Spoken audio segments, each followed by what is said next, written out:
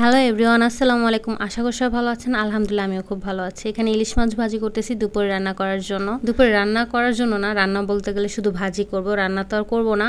ইলিশ মাছের সিজনে মনে হয় প্রতিদিন ইলিশ মাছ খাওয়া হয় আমার।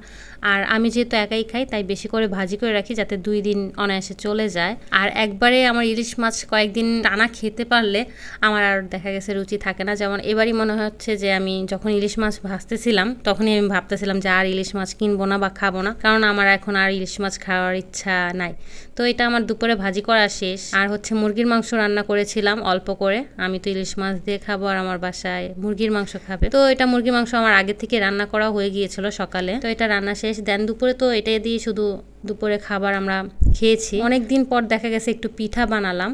পিঠা তো দেখা গেছে বানাই না ঝামেলার কারণে। মুগ ডালের যে পাকন পিঠা, তো আমি সেটাই করার ট্রাই করেছি। আমি আমার মতো করে করেছি। তো এক একজন এক এক রকম করে মুগ ডালটা আমি ভালো করে সেদ্ধ করে ডাল ঘুটুনি দিয়ে ঘুটে নিয়েছি। তারপর হচ্ছে ময়দা দিয়েছি। অনেকে আবার চালের গুঁড়া দেয়, আমি খুব সহজ উপায়ে আমি তৈরি করেছি।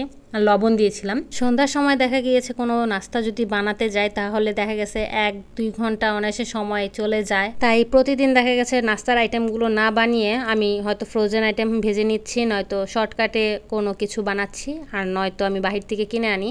তো এই জন্য আমার নাস্তার আইটেম খুব কম বানানো হয়। তো এখানে মুগ ডালের পাকনটা যেটা আমি ডো করে নিয়েছি, চিনি আর ডিম কিন্তু আমি একসাথে মিক্স করে তারপর আটার যে রুটি করব সেটা ডোটা করে তারপর এখন আমি আটা দিয়ে একটু বেলে নিচ্ছি। একটা বড় করে একটা রুটি করব, তারপর কাটার দিয়ে ছোট আমার একটা মুখা ছিল, কোনো কিছুর হয়তো একটা এরকম একটা কাপের মতো ছিল, তো সেটা আমি নিয়েছি আর হচ্ছে চামচ নিয়েছি। তো এইভাবে আমি ফুলটা ডিজাইন করেছি। তো এইভাবে ফুল করলে দেখা গেছে সুন্দর লাগে বেশি, এটা আর সহজ উপায় হয়ে যায়। আর আমার কাছে এই ফুলটা করতে খুব ভালো লাগে, দেখতেও খুব ভালো লাগে ফুলটা।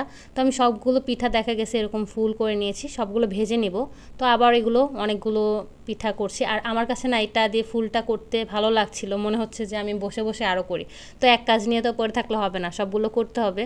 আর এখানে পিঠাগুলো ভাজা শেষ হয়ে আসলে আমি শিরাতে দিব। আর একটা পিঠা খুব সুন্দর ফুলেছিল, যেটা আমি চামচে উঠিয়ে নেব, দেখতে ভালো লাগছিল দেখতে। এই যে এই পিঠাটা খুব সুন্দর ফুলেছে। আর এখানে আমি সবগুলো বাটিতে এভাবে লাল করে ভেজে তারপর আমি উঠিয়ে নিব। সবগুলো একসাথে ভাজা শেষ হওয়ার পর এটা আমি হালকা একটু ঠান্ডা হতে দিব।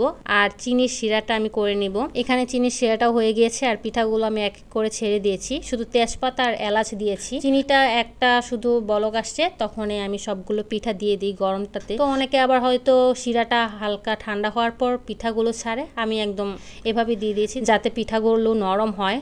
নয়তো আবার অনেকে আছে দেখা গেছে পাকন পিঠা বানায় অনেক শক্ত হয়ে যায়, সেই জিনিসটা আমার ভালো লাগে না। একজনের আসলে এক এক রকম পছন্দ, তো আমার যেভাবে পছন্দ আমি সেভাবেই তৈরি করার চেষ্টা করি। তো আমার এখানে পিঠাগুলো হয়ে গিয়েছে, ঠান্ডা অবস্থা আমি বাটিতে বেড়ে নিয়ে দেখতে খুব সুন্দর লাগছিল। তো আজকের ভিডিও এ পর্যন্ত। সব ভালো থাকবেন, সুস্থ থাকবেন, দেখা হবে নেক্সট ভিডিওতে। আল্লাহ হাফিজ।